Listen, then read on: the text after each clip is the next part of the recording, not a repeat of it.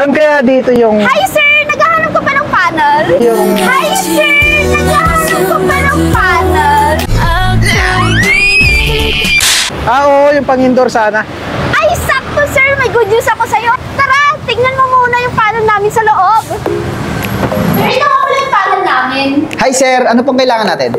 Panel pang-indoor. Sakto sir, pang indoor po, no? Bali, ito na po yung nire-recommend namin sa mga nagpapagawa ng bahay tsaka sa mga nagpapagawa po ng apartment, which is yung modern style na po. Gawa po to sa PVC na plastic. Bali, pagka bumili ka na ito sir, may kasama na po yung panel, breakers, common bus bar, and grounding bus bar. Bali, ang gagawin mo na lang sir, wawiringan at i-install mo na lang. Pwede ba mag-request ng ampere? Ay, pwede sir. Pero yung pinakamataas na ampere po na ibibigay namin sa inyo is 63 ampere po. Tapos, the rest na po kayo na pong bahala doon. Okay. Gumagawa din ba kayo ng malalaking panel? Ay, opo sir. Ano po bang mga breaker ang kailangan nyo?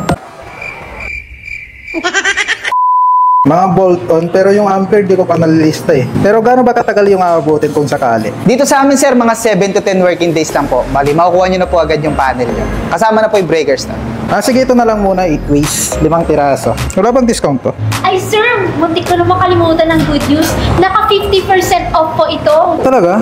Sige, gawin mo ng 10 piraso. Sige, gawin mo ng 10 piraso. Wow, pwede yung pakis.